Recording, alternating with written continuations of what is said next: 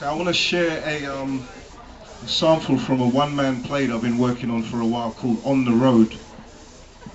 It's a new piece of writing going towards that.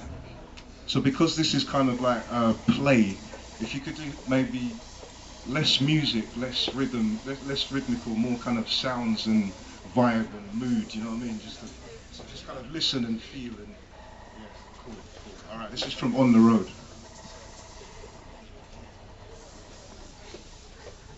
Darren Patterson was an OG.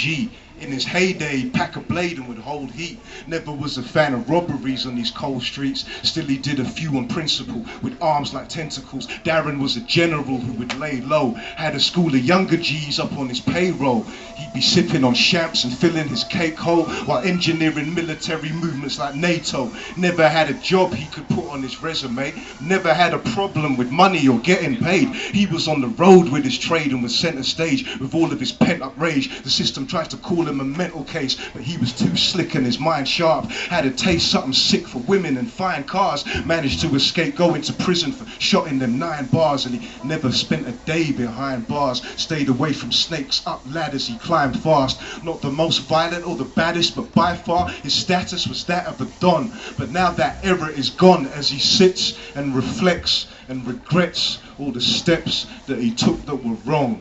He used to think having a conscience was long. Now the weight of his conscience is strong. For the graves and the victims he made, he started feeling something like empathy for those gone in the night.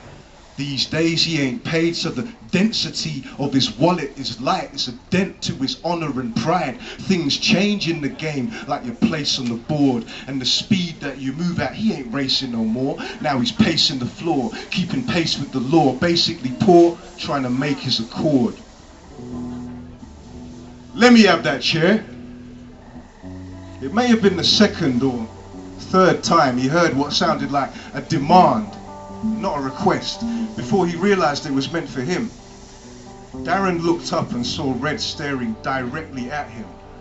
The other boys offering their support for their leader, still avoiding prolonged eye contact, not yet as brazenly brave as Red. Red pointed to the spare chair at Darren's small table and barked again. Let me have that chair. An 18-year-old Darren, at that point, would have given Red the chair, beating him over his head with it till the sound of police cars and ambulances arriving signaled him to run. But Darren wasn't 18 anymore, and he didn't want to be that person again if he could help it. So 35-year-old Darren stared blankly at Red and with little emotion replied, "You can have it if you want." That's as far as Darren wanted to go with this young man. Overstand, I'm not your fool. Take the chair if you want, but don't disrespect me. There's no need. That's all he wanted to convey to Red, and hope for both their sakes that would be the end of it. He knew these weren't just ordinary teenagers, but young men who belonged to a set by default felt compelled to take extreme measures in their dealings with others at any time of the day or night. The fiery youth sensed the young crew around him, watching, listening, learning, who would either report Red's failings to the olders, the OGs of the crew, or lift him up, raise him up for handling this like a bad man. Red didn't flinch, keeping his cold gaze on Darren. So amid the tense chill that grips the air, the kind of silence that only gets broken by a knockout punch or the quicksilver flash of metal just before a body collapses, leaking crimson onto the concrete, Darren put down his paper pad, stretched his arms back in a content manner, as if completely at ease, and said to Red, "Take the chair, fam. I don't need it. It's yours." He was trying to change the atmosphere, relax it, take away this young man's need to prove himself. But Red just kept staring at Darren, believing he was somehow being belittled. The other boys were wise, Darren thought, to hold back from being too active in their participation. Some even looked down or away. After all, they didn't really know who they were dealing with. Red's need seemed too strong to let him back down, even though there was nothing really to back down from. He tried to match the apparent ease of Darren, relaxing back into his seat, saying through a half smile and chuckle, "You're lucky I'm in a good mood, blood." Darren felt something inside him he didn't quite understand.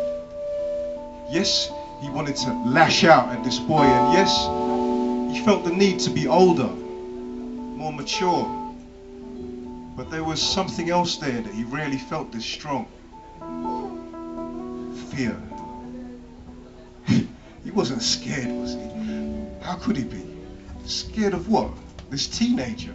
Surely not. Scared of failing, of not being able to handle this like a grown man.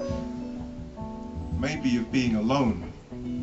For the first time in his life, Darren did not belong to a crew. He was painfully reminded of that now. Red had gained some respect back from his soldiers. All of them were now laughing at Darren with him. Darren didn't like that. Still, he felt fear. But these were just kids, like he used to be. What threat could they pose? The worst kind, of course, thought Darren. The need to prove oneself was strongest in kids. Seemingly, this need was still strong in Darren. And just as Red was turning to face his crew as if to dismiss him, Darren said, "Luck ain't got nothing to do with it, fam.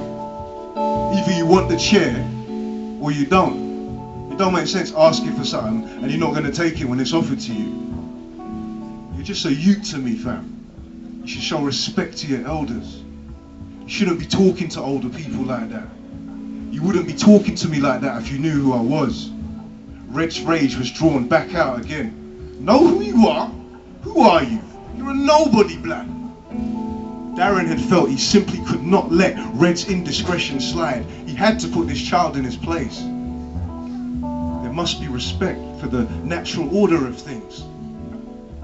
But what did he expect from someone such as Red, apart from trouble? To be continued. I think that's the end of my set, but just to remind you, oh yeah, if you want to see the rest of that, because I'm working on that, it's a long piece called On the Road. If you're interested in seeing the full piece, yeah, come and check me, I'll take your email address and stay in contact. But just to remind you before I leave, to focus.